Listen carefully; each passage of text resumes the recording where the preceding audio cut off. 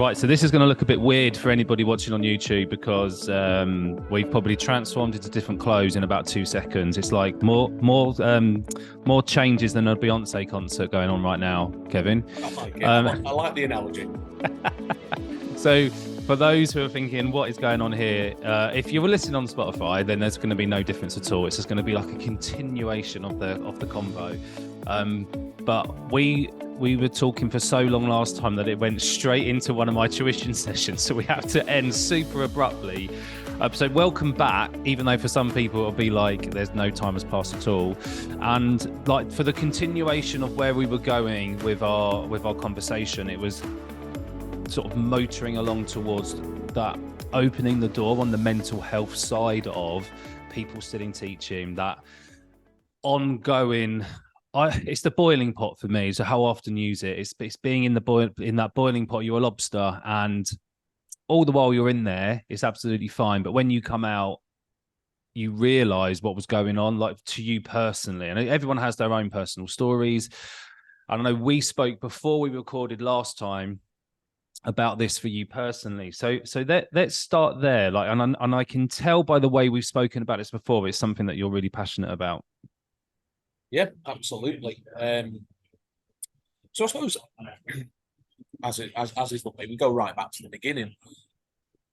I always had the image. Once I decided I was going to go into teaching, went to do the postgraduate qualification. That's grand. I'd done my degree. I knew how to study. The postgraduate part of it was great. I did the 1 year PGC, super intense, lots of time in the classroom. Great, passed that. And in my head, I always had the idea that teaching was this noble vocation. I knew really quickly from standing, and it was really interesting we do this today. I was chatting with somebody yesterday. He's come on board and he's doing some media work for me. And I was actually one of his link tutors when he did his own postgraduate degree. And now, sort of 15 years later, here we are, and he's doing some work for me. So we've come full circle.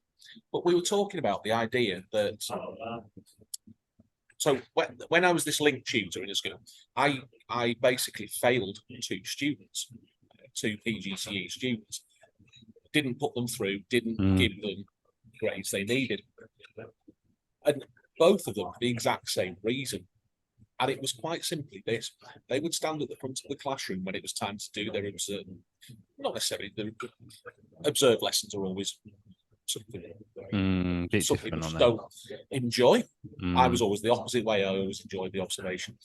But they stood at the front of the classroom, and any time they stood there, they looked uncomfortable. And I simply remember saying to them, "You're going to do this for the next." These people are 21, something like that. They've come out and done their degree. They're now doing a PGCE. You're going to do this for the next, quite conceivably, 35 to 40 years. You don't really enjoy it. And let me tell you, my friend, this is the best bit of it. This standing up in front of the children and doing the job, that's the good bit.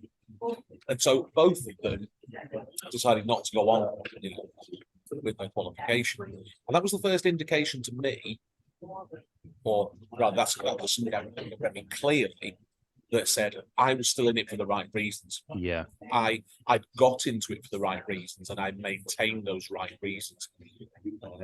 And it's still something even now as we're sitting here. I've come out and teaching, which we're going to unravel, going to explore. But I'll tell you something that's absolutely clear to me now, 12 months on from leaving, is that I really miss that standing in front of the children, delivering, especially in primary. I can't really speak for secondary, never did it. But having that class to yourself pretty much every hour of every day, the camaraderie, just the sheer amount of information you carry around about 30-something children is phenomenal. You'll know yourself. You could sit there, someone could talk to you about a child, and you'll know which strand of composition in writing they're struggling with. You'll know what their strengths and weaknesses are when it comes to maths. You carry that information around with 30 children, along with their personality, their needs, their background. I massively, massively miss that. A part of the reason that I've worked on this, there's an element of attention seeking. there has to be to be a teacher. There has to be able to stand in front of 30 odd children who are. I've never met an audience tougher. Yeah. You can stand in front of 30 children and be the alpha. But I don't mean that in a masculine sense, but I mean in terms of the. I think also there's something weird happens, and not with everybody, but with maybe 70% of the teachers that I've worked with, they'll be like, I'm fine in front of 30 children, but put me in front of 10 adults and I can't talk anymore. And it's I did some FE work with people on the PGCEs. Now, said to yourself, Richard, for the excitement, but I was considered an expert in assessment for learning. I know. I can believe that.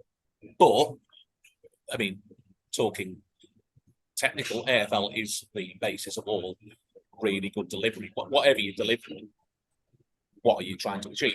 Yeah, that is AFL. And the thing that I noticed with working with young adults, young people, versus working with these 20-year-olds, 21-year-olds, is if they wanted. And at the end of what I'd done, they were like, "Where's the handout?" I'm like, "I've been stood in front of you for 5 hours. I'm the handout. What do you mean, where's the handout?" And yeah, I really enjoyed doing that. But there is that extrovert behaviour that wants to put on a show. And if you can connect with children in that way, it's really powerful and really meaningful.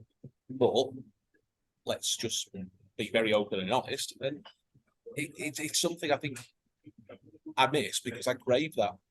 You know, when you hit that sweet spot in teaching and they get it, and the way you've presented it, the way you've guided it, the journey you've gone on, and you go, I've altered that person, that human being, that neuroplasticity within their brain has altered because of the way that we as a group guided that. Yeah. And I'm the head of that process. So massively, there's an element of attention seeking. But I think that speaks quite a lot towards the fact that, for me, it was born of insecurity. How I could do that, I loved it, but then I never thought of myself as particularly good at what I did. As soon as I stopped teaching, the door closed, I would become a different person again and go back into a very negative mindset. So I guess that was me as a teacher. So whether I got into it because I liked the attention, or as I developed as a teacher, I got more opportunities to talk, more opportunities to be listened to, more opportunities to be an expert. We cast this forward to now. I'm sat talking to quite a few people on a podcast about myself. So it's a clear pathway in how I behave and how I came to be very good at what I did. But we're wanting to sort of look now at mental health. I think teaching very it strips you back. I think it can really strip you back to the core. If you don't like doing it, it will ruin you. You know, it'll make you very, very miserable for a start. But also that validation can do a lot for you. But it doesn't change whatever's going on in your personal life. I found that out. I mirror actually an experience in a similar way. We actually did manage to get this student a pass. But I was always left with no doubt and had quite a few conversations about, I'm not sure whether you really want to do it. I'm not sure you want to do it enough. I'm not sure you get enough from it. I think you're really good at it, but there's something about yourself that's showing that you're not in it for the right reasons, or you're not sure why you're doing it yet. And I think there's got to be an element of masochism to keep doing it, because the further you go into teaching, certainly my journey, the further I went in, the more I realised it's almost like just on the other side of the of the trees was this wonderful paradise where everything was done and or everything was lined up and the to-do list was finished. But to get there, it was a blackberry bush and there's 1,000 scratches.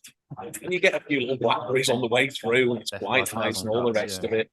Yeah, and it was a career of 1,000 cuts. But then, like, so I think yourself, and I'm going to include myself in this as well. Like,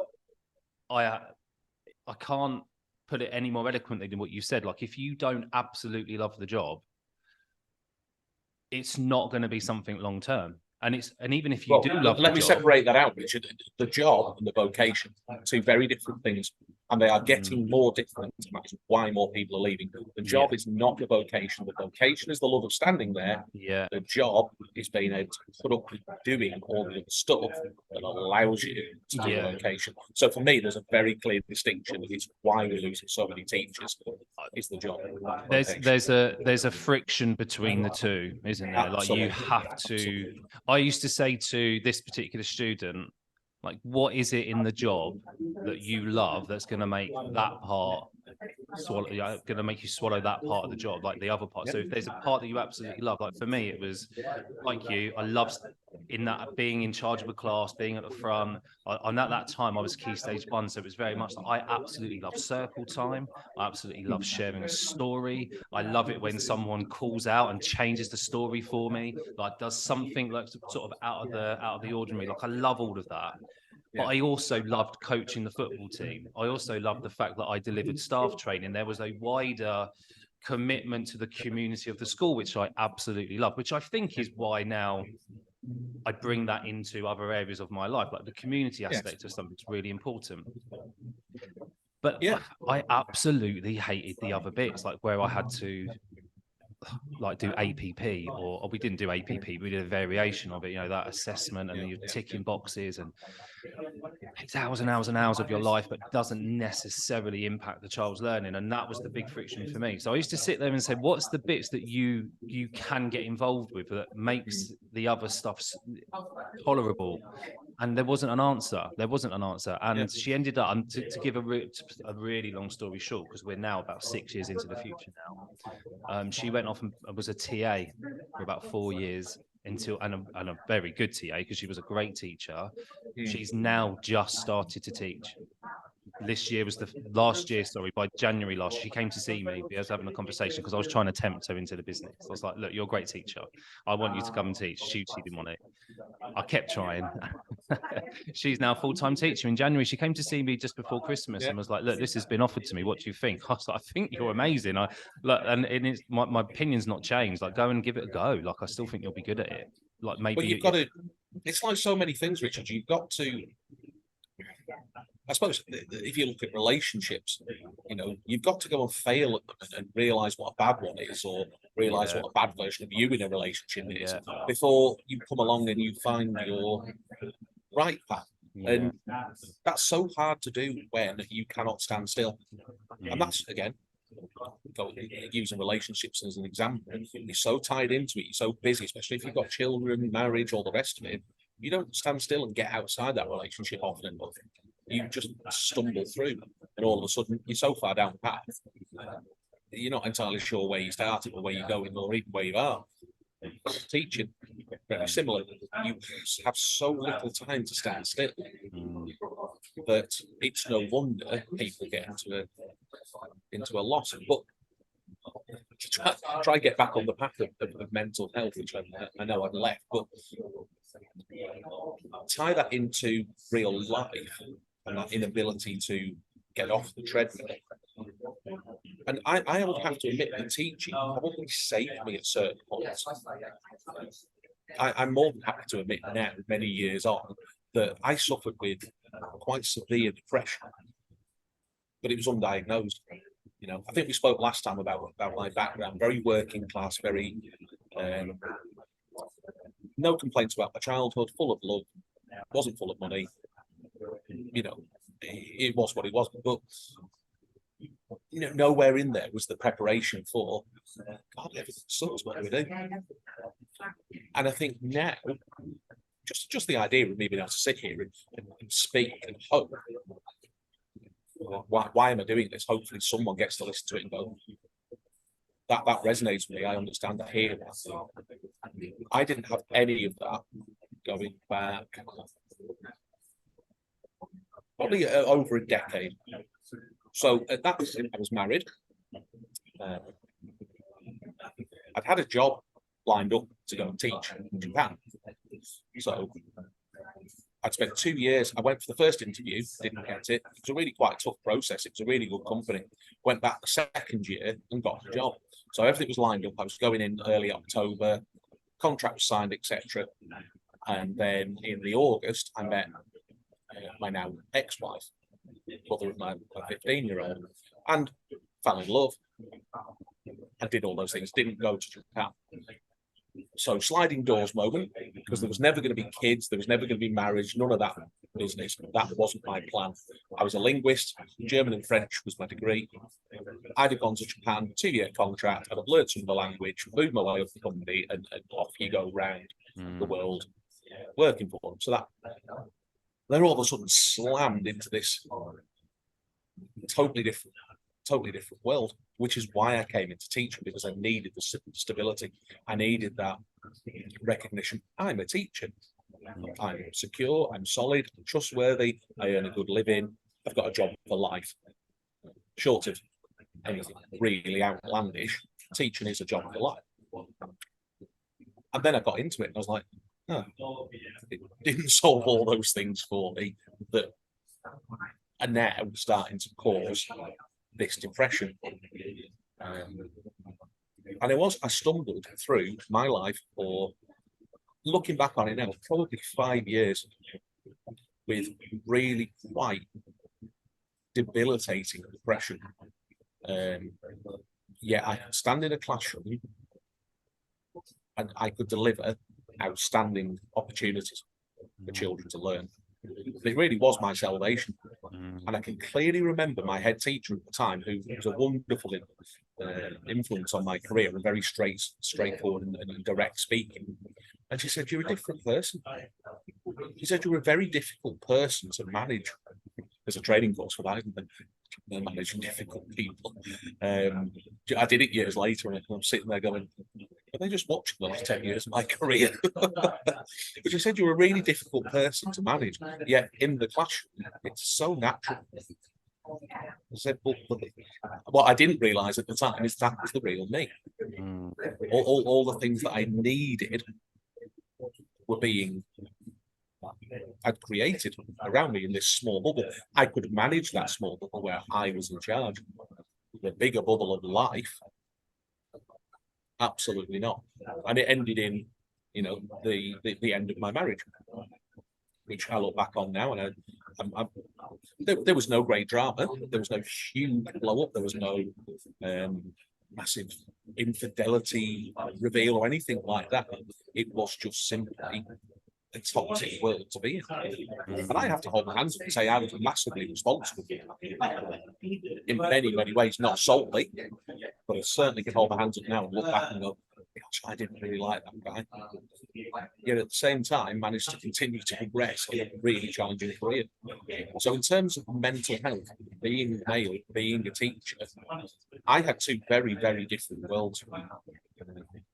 One was very contained in the classroom, and then there was everything outside of it. So in some ways, teaching saved me. I genuinely do think I'd have gone on had it not been for the validation of my little kingdom. So and that's very much how I saw it.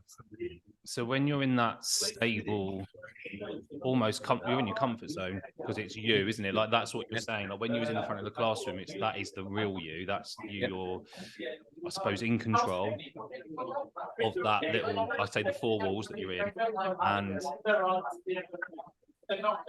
I suppose that in itself is quite stable anyway. You are the stable influence, so you have to remain stable. That's probably on you, and you know that. And whether you're kind of in that kind of unconscious level, know that when you bring that into the classroom. But outside, you're less likely to be able to cope. Is that kind of what you're saying? Or not? Cope might not be the right word, but well, no, it's absolutely the right word, Richard. Yeah, I didn't cope. Again, I'm able to say this now because I'm 18 months sober, that I drank excessively. Now, again, upbringing, there was only one place to go where I lived, and that was the social club. At probably 14, I was glass collecting. I would routinely nick off school, go to the social club with my best mate, play 30 games of pool, and drink. Woodpecker cider was hated the taste of anything else.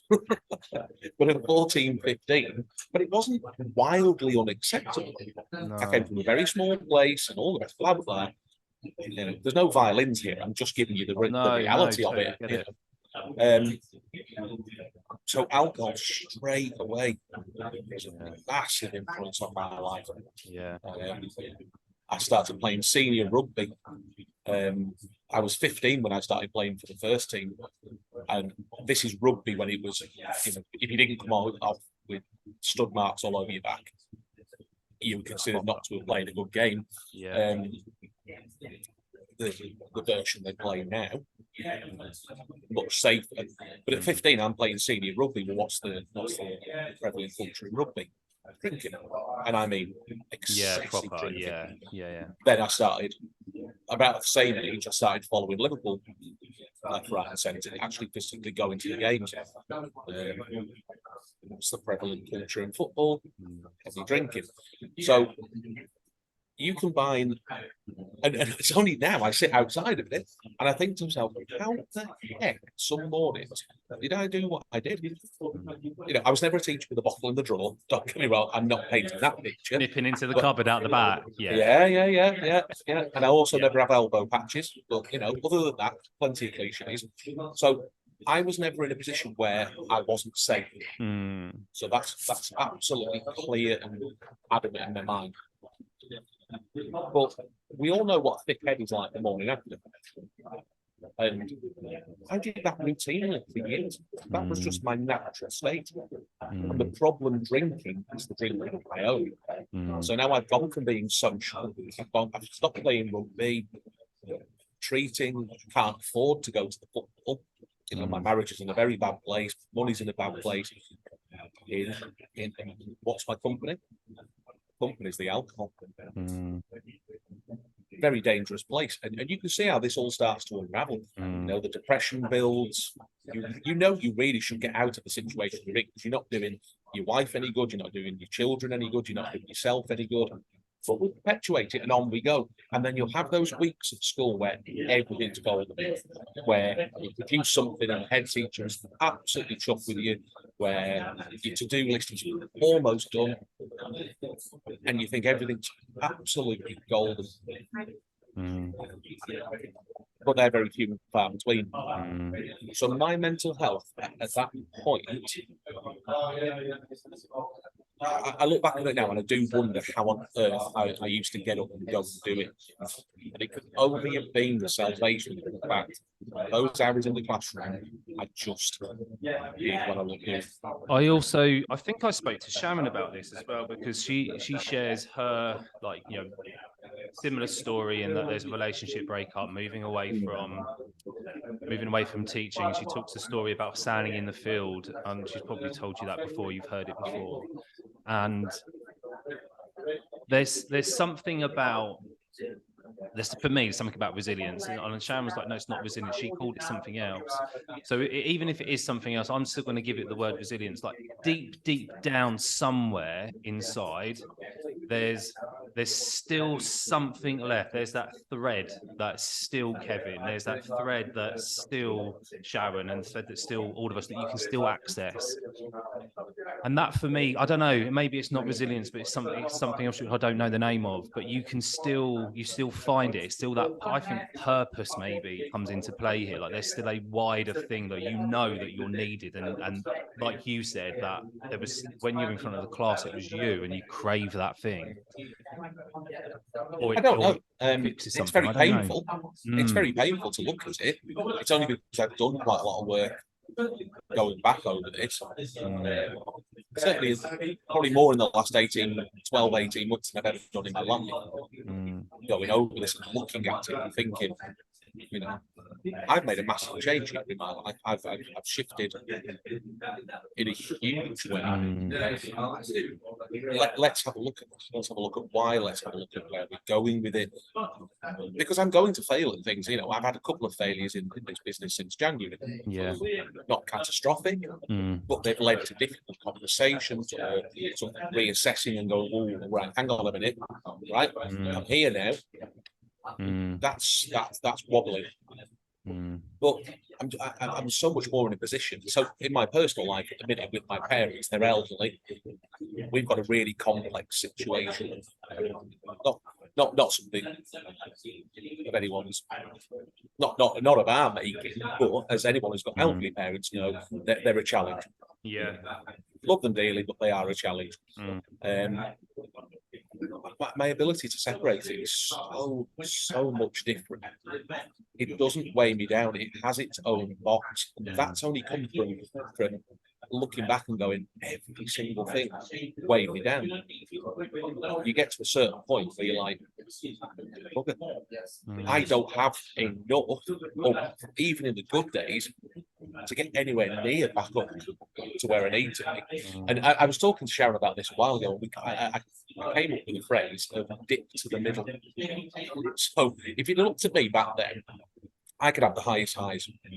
I was, you know, if you got me on the right night out, we used to go to Manchester a lot, me and my friends. Belting nights out. Up here, I was the funniest, the biggest laughs, all the rest of it. By the end of the night, I was the one throwing up on the train station platform or getting myself into an argument that I didn't need, all in the space of probably 4 or 5 hours. Up here, world's brilliant, boom, down here. And you could take that across a day, a week, a month, a year. My graph was that, up and down. Now, most of my life is spent in the middle. My relationship with my wife now is very, very much, for me, she would still say I'm a moody son, but for me, it's so close to the middle. You know, we have our good periods, we have brilliant times. I have great times with my business, but I've realised now that when they go, all I'm doing is dipping back to the middle. Now, I do have down days. I have bad periods. I mean, at the minute, I've not had a sniff of an inquiry for over a week. I'm starting to switch because I'm looking at the numbers and all the rest of it. But I can put that into a box. It's August. Who signs up for tuition in August? You know, if anyone's listening, he wants to sign up for tuition. Kev's books are open. Come on. Absolutely. Roll But up. I can box it off and I can understand it because I'm not weighed down by the other stuff. It's horrible what's going on with my parents. It's really not nice, but it's over here. That's down there, but this is me. They're two separate things. Back then, I couldn't separate them, and the only place where I could separate them was in the cape on, be the guy. So when we start doing this, like, it might be that we've skipped a step. So often, and I'm going to go back to like the alcohol stuff, and then sort of move into this, the strategies, the tools that help us box things away. But the reason I just want to pause on the alcohol is because I've been on my own thing the last year. I gave up drinking with the idea that it's going to be a 12-month thing. I went to give up alcohol for 12 months, and now I'm getting closer and closer. I've basically got 5 weeks left. And the closer I get to it, the more I think, do I want to drink again? Is this something where, because in my mind, I was like, I'll just go back, and I've sort of pressed the reset button on my relationship with alcohol. And it never got to the point. There's been times when it's social and it was awful when I was younger, and kind of got control of that as I matured a little bit, and perhaps realized that I couldn't spend that sort of money on alcohol anymore.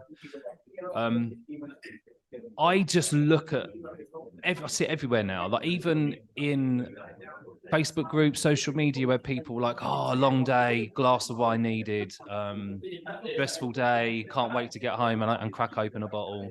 Oh, the wine's in the fridge, can't wait to come, that kind of stuff. And then I'm like, but what is it that's happening during our day, or that we are allowing to happen during our day, that forces us to think that the only answer, or the easiest answer, is to have a drink to take the edge off? And I'm not going to go towards alcoholism, because I just feel like that's something different to what I'm talking about. That's about having that addictive personality, and that this is not that. This is about saying, you're working in a way that is causing so much friction that the only way we can cope with it is by having a glass or two of wine every day, or on a Friday or on a Saturday. And is that okay? Are we all right with that? And I think from what you were saying, also, it's not just that moment of like, it feels okay now because I've had a drink. It's like, what are the consequences to it? Everything has a price. What's the next day like? What's the next few days like? So what is it that we're allowing to happen? And this doesn't just have to be about teaching. This could be about anything, because like you say, it could just be outside pressures, not just about your job. It could be the fact that it is about your parents who are growing older and life becomes a bit more complex, or it could be that it's your relationship at home that's sort of not along the right tracks and you're worried about it, but your way of coping is have a beer. Well, again, I've not had a drink in 684 days as of today, and I keep track of it. Nice. Some people do, some people don't. I am happy to drink 0% alcohol beers. Some people do, some people don't. There's so many different answers, and I think you're right to separate the alcoholic from it. And I hold my hands up. I had an alcoholic relationship with booze. So it's totally different thing. Yeah, I can't moderate. I can abstain, but I can't moderate. So there's a very different set of things. And if anyone's listening to this has a problem with alcohol that isn't,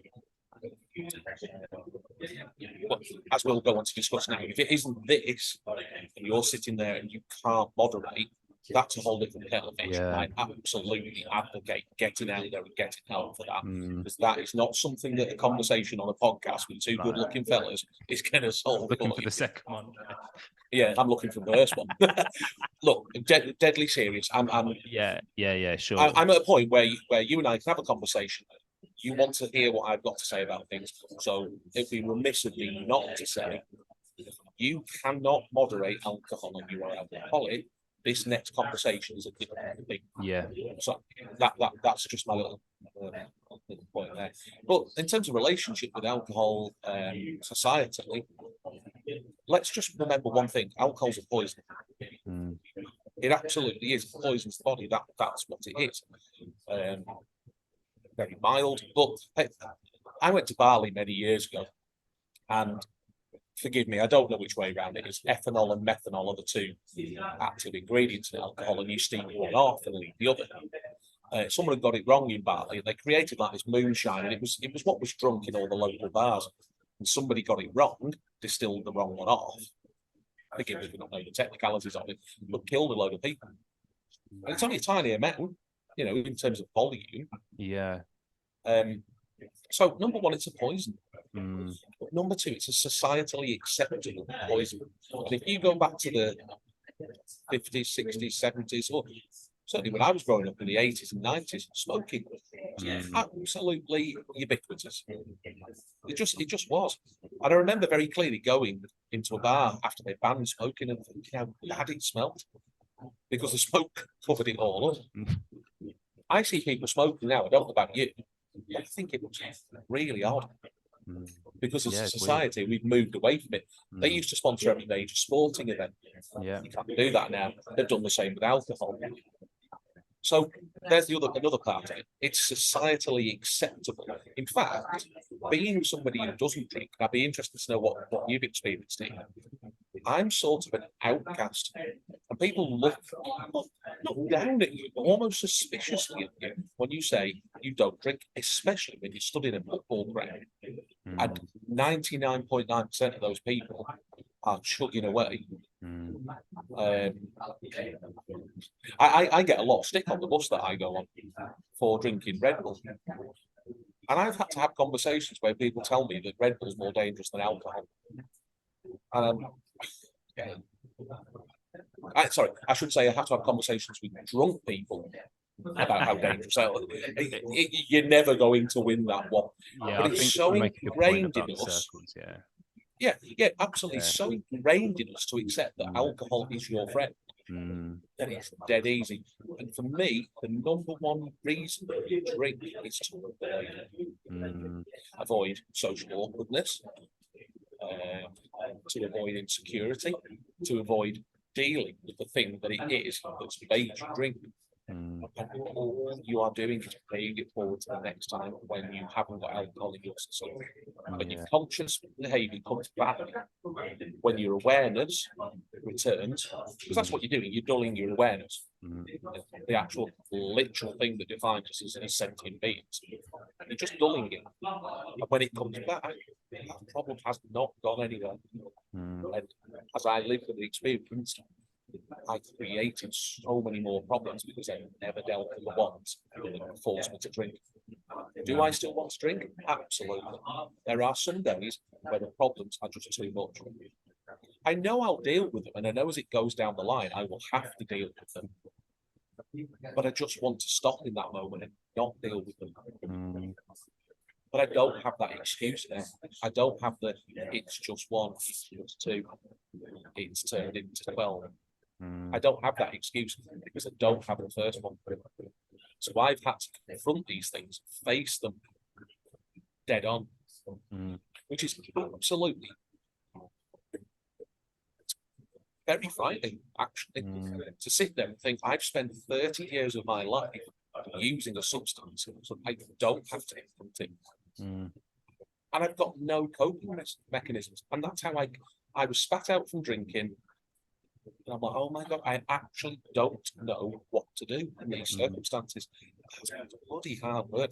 So I'm not going to sugarcoat it. So because I know, obviously I've spoken to Sharon about this before, yourself. I've got a really good friend of mine. I think you contributed to his campaign about the 5 yurts. Did you? Okay, yes, I absolutely did, yeah. Thank you for that, because he's got it over the line yesterday. Yes, he saw that, yeah. Amazing. He's also been teetotal probably about 18 years, and I often pick his brains about this sort of stuff. And so what was the coping mechanisms? How do you do it? And we all have our own, but for him, it was studying. So he went back and started just putting his mind to a better use. It's almost like the studying took away the craving. So if he had like these feelings of being overwhelmed, he could put his head in a book, or he would go for a run. An exercise was a big thing for him as well. So he became an ultra runner. So he did some long distance stuff and boxing, all sorts of different things basically. So his coping mechanisms became a lot more about like improving his mind and his body. So it became down to a body and mind solution rather than let's put a ton of poison in my body so I forget. So what's yours? What do you go to now? If we take alcohol off the table, how did you get to the point where you could put these things in boxes? What's your process? I realised how many problems the alcohol was causing for a start. And again, just remember, I'm a dysfunctional drinker, not a problematic drinker. Two differences. So I was causing an awful lot of problems around me. I developed some really quite sophisticated behaviours to always proliferate drinking opportunities. I actually created personality traits. I always gave off. This is quite difficult actually to admit, but I think it's part of it we need to. I created this persona of being somebody who didn't like eating in front of people. So I'd always eat well after everybody else if we had gatherings and parties, or even if we went out for meals. And the sole reason was because if I drank on an empty stomach, I'd get more drunk more quickly. So those coping mechanisms, once I got rid of those problems, there were less problems to cope with. Okay. But the ones that do come up, the non-problematic, the problematic drinking ones rather than the more severe versions, were, tough luck, pal. You can't just go and sit in your den and put the football on and forget about it all. You're going to have to work out what people who don't drink do.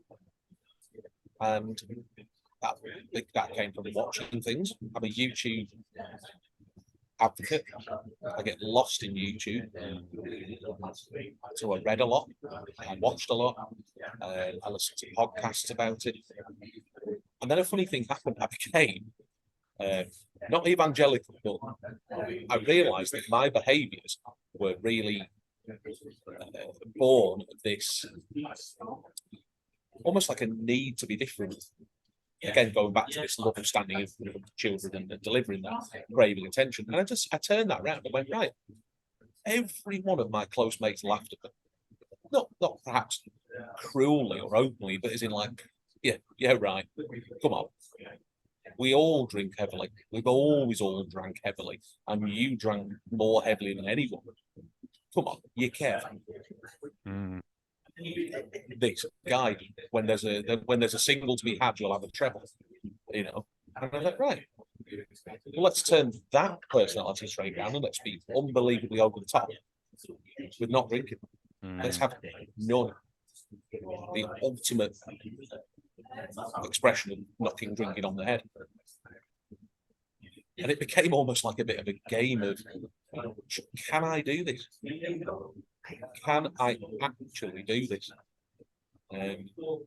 So I really enjoyed that, if I'm honest. Hats off to you, mate, because it sounds like that's a huge struggle, and that's that defining line between what we've been talking about. Like actually, me giving up drinking because I wasn't I used to be a heavy drinker, but now I was that classic binge drinker.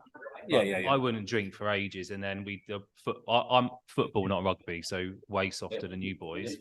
We'd have football socials like, I don't know, we do 3 big ones a year, where it was just like absolute carnage.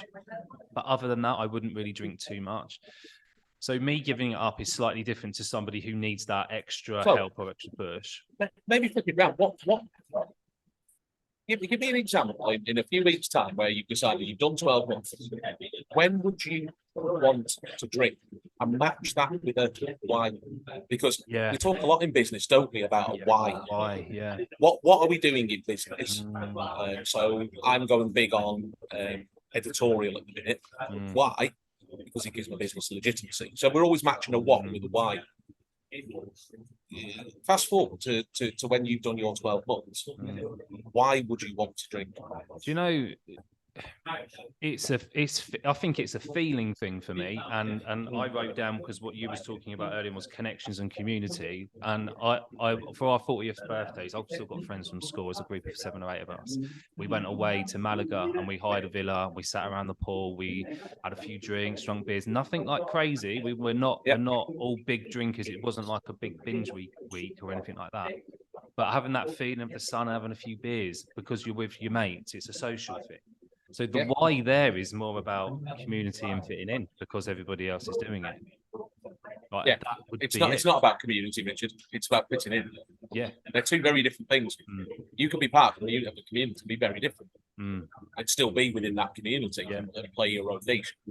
And I think that's something we have to be really careful of with this relationship with alcohol, that we will give it a slightly nicer version of what it actually is. Yeah, it's not community; it's fitting in. Yeah, because everybody's doing it. Yeah, but what is the classic thing? That's something that say to you when you were a kid. Your mum would say, "If so and so told you to drink at the bridge, would you do it?" So that doesn't work. Yeah, because everybody else does it. It's not a reason. Yeah, exactly. That's what I mean. But in my mind, that's like everyone's sitting around the pool, got a beer in hand, like just chilling.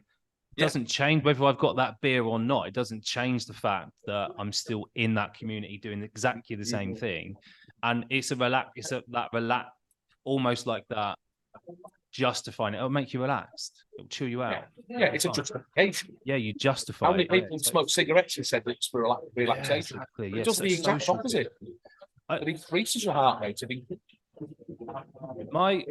If you look at it as a literal thing, it's an intelligent person, and all these wonderful intelligent people who are listening to us right now. If you look at it as a study, absolutely no reason, no good reason to drink alcohol. It's a modern invention. It's any good that have been inventing stuff back in the Stone Age.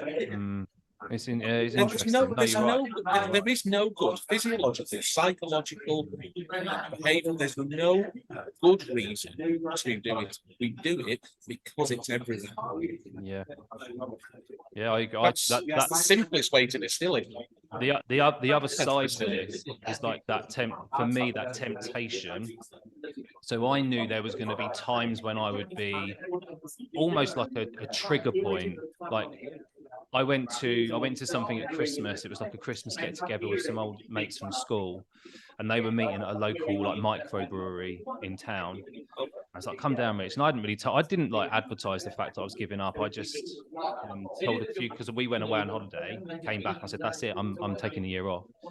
And to my close mates, that was it. None of them believed me. Went to this thing in December. And they were like, "What are you having, Rich?" I said, "I'll go and get mine," because I didn't want to make a big thing of it. And then someone followed me to the bar. I ordered non-alcoholic, and they were like, "What are you doing?" And I was like, "Oh, I'm just not drinking." And they were like, "You what? What are you drinking?" And it became like this thing, which they went and told everybody else. It became this massive justification thing. And I was thinking, "Oh my God, this is crazy." I stayed for about 40 minutes because I couldn't cope with the stuff that was coming out like towards me. I thought, I'm not going to go to these things, because that's a bit of a trigger. I went to the pub for the first time after a football thing I did a few weeks ago, and just ordered a Coke, and that was it. Yeah. Nobody batted an eyelid, and they don't know that I've given up either. And I think, but that was a big thing for me, because I know walking into a pub, having that smell, because you walk in, you can smell the alcohol. Like, that would have been a trigger, but that was fine as well. But it's more like that social. It's socially more acceptable to drink than not to. But in the same way, like that switch that you were saying about the cigarettes, now it's socially almost unacceptable to see someone smoking. You're like, "What are you doing? You're the weirdo." And so it's that we need that switch with alcohol. The word for it is habitual. Yeah. If something is done purely because of the repetition of it, it becomes habitual. And we talk all the time about having positive habits. There's billion-pound industries about building positive habits. But we can build negative habits much more easily because they're instantly rewarding. And so, to answer your question, how I got past it, is it had to become a habit. So, my habit now is not feeling like rubbish in the morning. We went to Amsterdam last year. My daughter came with me to the football that we played Ajax. It's a game I'd always wanted. We've never played Ajax in my lifetime. So over we went. My daughter's 15, nearly 16. She sees what's going on in Amsterdam. She sees it with her dad, so I'm educated. Brilliant trip with really, really great guys. We were out till about 3 o'clock in the morning in Amsterdam. And that's what I thought to myself. Right now in Amsterdam, 3 o'clock in the morning, I'm stood in this alleyway, surrounded by all the football lads, a bar there, smoking shop there, cafe there. Amsterdam in a nutshell. I wonder how many other sober people are around Amsterdam right now. And it became almost like its own little reward. Yeah. The city of excess, or whatever you want to call it, and there's me able to stand there completely comfortable in my own skin. And I went, "Oh, hang on a minute, I'm seeing this. There's a reward. There's a little bit of dopamine. I've realised I've got a little bit of dopamine addict, I suppose. Yeah. I am. A lot of the things that I've done, the behaviours I have.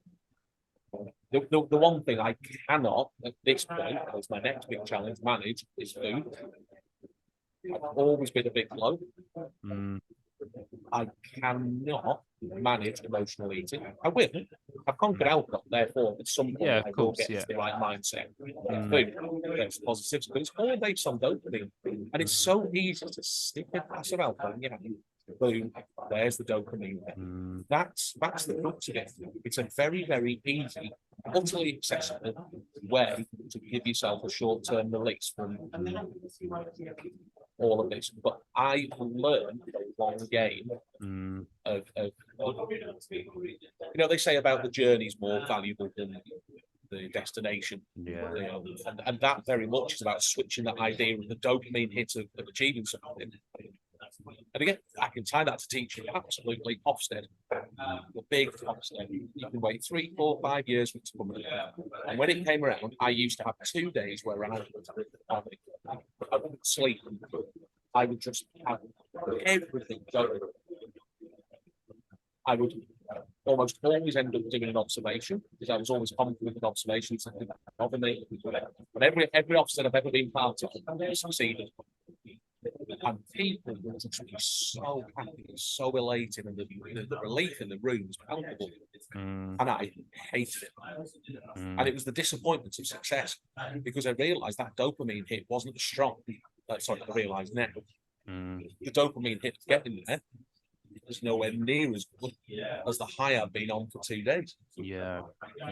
So it was all about realizing this long game of releasing that desire to get smashed, to be the funniest guy, to have the biggest scrape, to chat up the best looking girl, all those other things that we want to do when we're young men and drinking, and actually play the longer game of going to Amsterdam, 3 o'clock in the morning, we're all getting back to bed, we've got to be up at 6 for flight.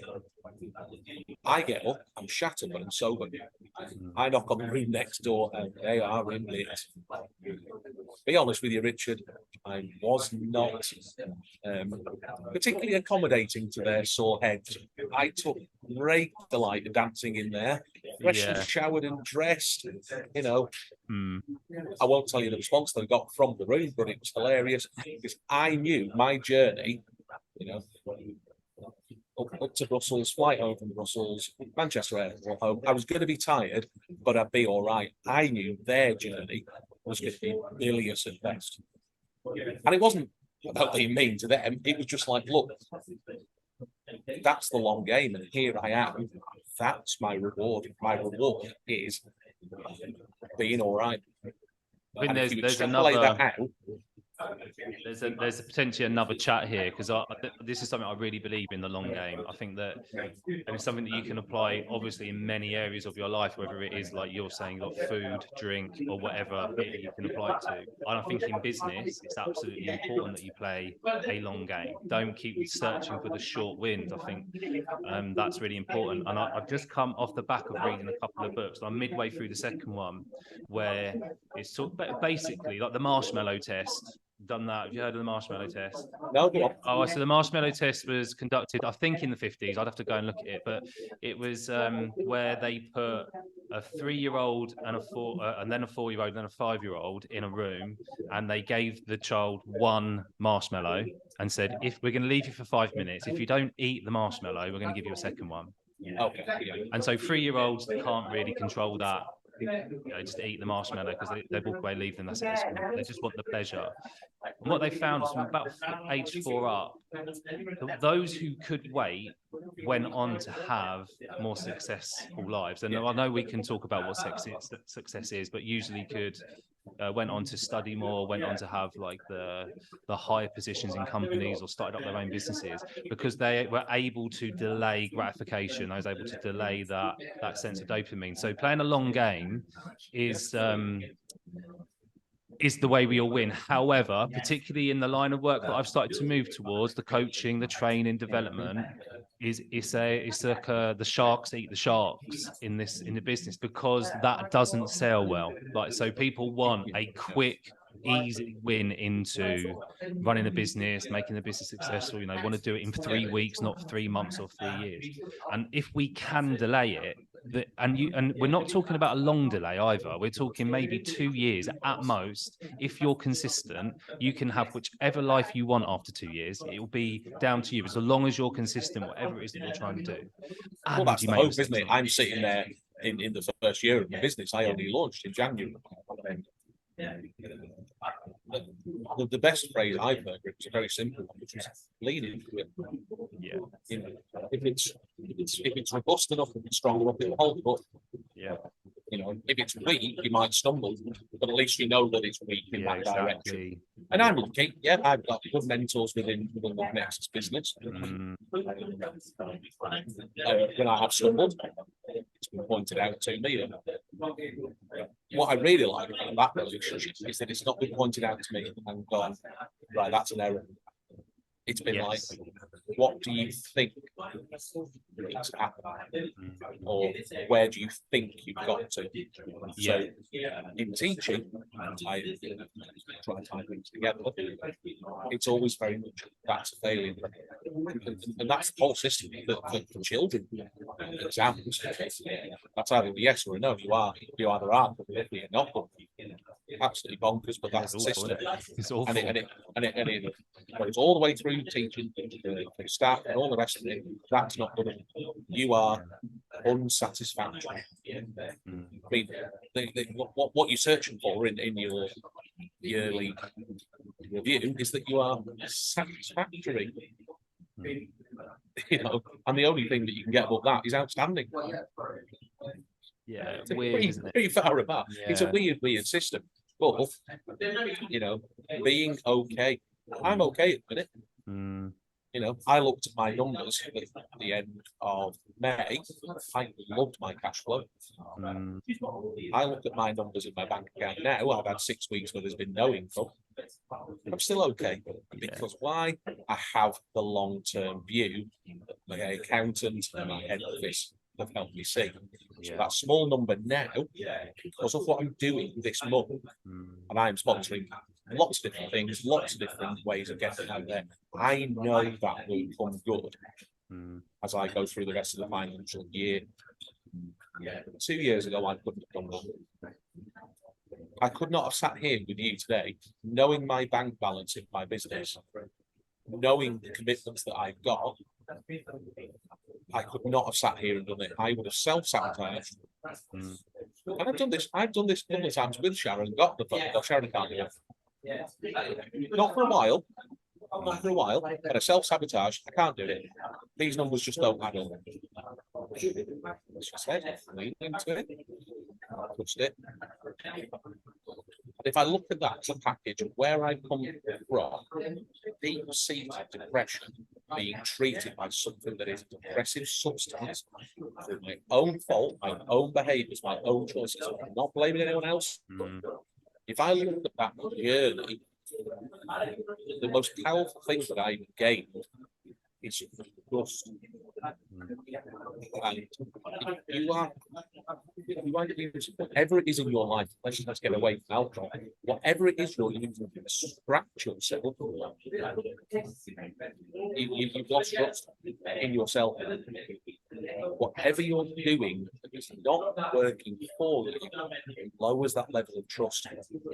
And I've got utter trust in myself that even tomorrow, this isn't blue, it went wrong, and my bank balance went into the red. My boat wouldn't sink. Yeah. You know, living great hole in it. The engine might start billowing smoke, and I might have to drift around in the water for a little while. But my viewpoint is such that it's a fucking big ocean. There's going to be an opportunity somewhere.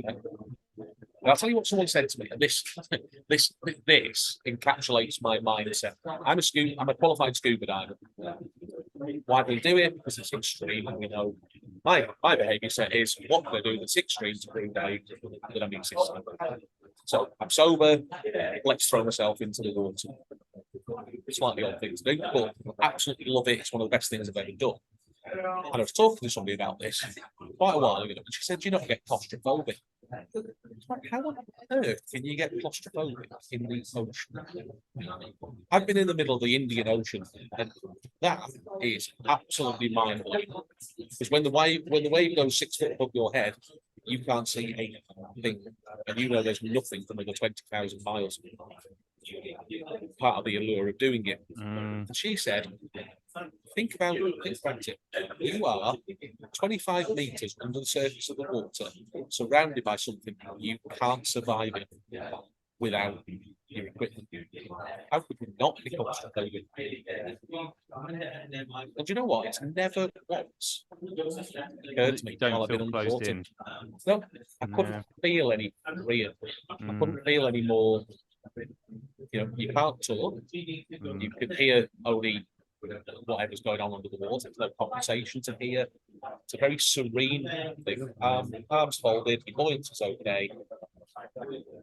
Off you go. It's not a bit of I love that idea of someone can see it as claustrophobic. Yeah. And I can't see anything more open. Yeah. Okay. And that is a trust in my reasons for doing something. It's not getting away from the fact that I'm an extreme person, because scuba diving is extreme. base jumping, parachuting, whatever people do, you've got to have something in you that wants to be quite extreme. I think you've got to be quite extreme to run your own business as an entrepreneur. Because at the end of the day, if the house of cards comes falling down, and risk, isn't it? You're talking about measuring risk all the time, like when you're being extreme, or whether you're running a business. I think there are businesses that aren't run as people are risk averse. I mean, and they do okay. So I think there's Cody an element. Sanchez. She says run boring businesses. She's a big American advocate for laundromats. Yeah, I don't think it's something great over here. It's not no, because we have our own washing machines, don't we? Yeah, that's basically boring business. Car wash, yeah, things like that. So there are boring businesses out there. There's a story there for car washing for me. I'll say for another time. I missed the boat on this. Right, Kev, we're going to wrap this up. So I'm going to say, like, this is amazing. I think we need to do more of these and open up the world to a little bit more mental health and a little bit more reasoning around how we can like link it into business. I've stitched this all together in YouTube so people can have the long watch. I think on Spotify, I'm definitely going to do 2 episodes on it because it's quite long. Yep. But I really appreciate your time and insights into your journey away from teaching and into business, but also more than that, like your personal experience of giving up alcohol and opening up your world into something that's quite personal. It's been a personal challenge, and I know there'll be people listening who are in a similar boat, because that just statistics tells us that's now reality. And I suppose it's what I'm going to do is just steal what they do on TV when people talk about something that could affect them, is that I'll also put relevant links into the notes, so that if people's looking for help and they fall down they're falling down on the other side of, this isn't just a relationship thing, it is something I'm using to cope with my day-to-day life, well, make sure that there are avenues for you to take. And please also, like, if you don't feel like reaching out to unknown people, reach out to myself. And I'm pretty sure Kev would be exactly the same. Like, inboxes are open all the time. Yeah. And if that's just the starting point for you, and that's what needs to happen, then please don't hesitate, because it's really important that we do talk about these things and we come out the other side. And I think it's important, Richard, that my story is not special in any way, shape, or form. It's replicated around this country and around the world millions of times every day. I'm just one person. Been very lucky to be given the opportunity to, as you said, someone out there. I'm easy to find on the internet. You can search my name, find me. I will talk to you all day long if you need it. So let's find the positive. Yeah, definitely, absolutely. And again, thank you for your time. I really appreciate it. And I'm going to meet you soon in real life, which I'm really looking forward to. So I'll be up in Manchester in a few weeks' time. Yeah, sunny Haydock. I don't even know where it is, mate, but I'm sure I'm going to find my way there. Okay, enjoy the M6 is all I'll tell you. Cheers, buddy. Speak to you soon. Thanks, Richard.